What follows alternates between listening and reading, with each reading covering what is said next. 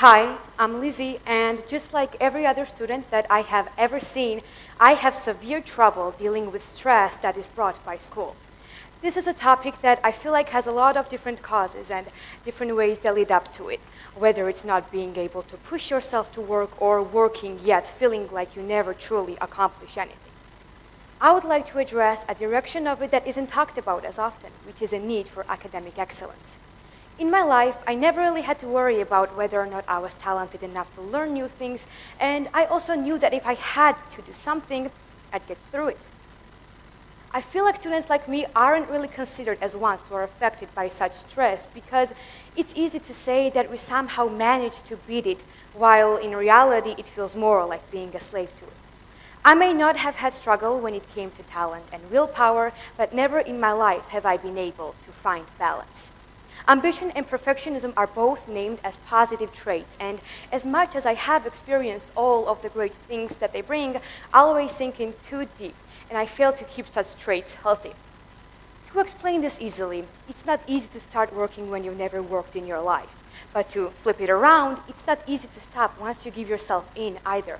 Nothing you do seems to be enough, and the second you try to be satisfied with yourself and take a break, you realize that you don't know yourself outside of this excellent student persona. So no matter how many times I've been asked how I managed to put so much effort in school, even when I'm about to pass out, and no matter how many teachers I've had praising me, it never seemed to be enough, and I always felt like I needed to do more. I felt strong guilt whenever I chose to rest or have fun instead of doing work, and I thought that I had to somehow earn the right to be happy. So I pushed myself over my limits, and I told myself that seeing the desired result would be worth it. To you, this may seem like a format of an ideal student, and I wouldn't blame you, but anyone in a situation similar to mine is painfully familiar with the concept of burning out. I would advise to understand the meaning of this phrase quite literally. Imagine a candle that, sure, can provide light, but the question is, for how long? This fire, this energy to overwork yourself will eventually run out. The stronger it is, the sooner it will happen, and once it does, it will completely disappear. But more importantly, there will be no part of you left either. This happened to me 2 years ago, and it told me completely before I even realized I had to somehow stop it. Doing simple homework became impossible for me. I couldn't recognize myself, which was terrifying, and even at times when I wasn't trying to do work and I was supposed to be resting, the stress and the guilt made me feel as if I was carrying weight twice my size. All of this happened because I was overtaken by stress, and I told myself that I could manage anything without causing any harm to myself. And clearly, I was wrong. I would compare the whole idea of burning out to a paradox. It's a problem that you know you have to get out of, but you just can't seem to figure out how.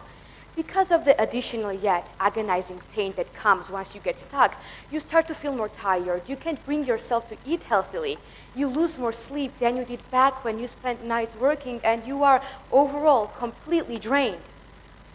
Ironically enough, this is a time that you need most energy, and since you have no power left in you to try to do something to begin with, you just stay stuck. I have very little memory of that period of time. It almost feels like a pessimistic and paranoid worries people have when they think of outcome of a certain event, but unlike such theories, all of this was real, or at least mostly real. Like I said, I don't remember a lot from that year or two, but I do recall my way out. Most people will tell you that it has something to do with fixing the schedule or trying to be physically active, and I really do think that such things help you move forward, but no matter how much you try to fix it externally, you can't deny that the problem itself is mainly internal. If you ask me, the issue, therefore the solution as well, depends on people individually. That's why instead of trying to find support and advice in the outside world and read motivational quotes on the internet, you have to be the one that figures out what works the best for you. And yet, I want to add that one thing that everybody has in common is that the stress that they're experiencing isn't exactly real. I mean, the hard things that they're going through do exist in real life, but how we perceive it, that already depends on us. And truth here is that people perceive things the way that they want to perceive things. This saying may have few exceptions or a few situations where it's a lot more subconscious, but I think it works quite well in this case. The only reason we let stress be such big of a problem is because we treat it as an actual problem instead of handling it like a monster under a bed, for example. A child might be very afraid to get up and check under the bed at first after suspecting that something might be there, and this is the most intense part. The build-up and the games that their mind plays on them before they actually get up. But once they do, they're gonna realize that there has never been a monster there to begin with.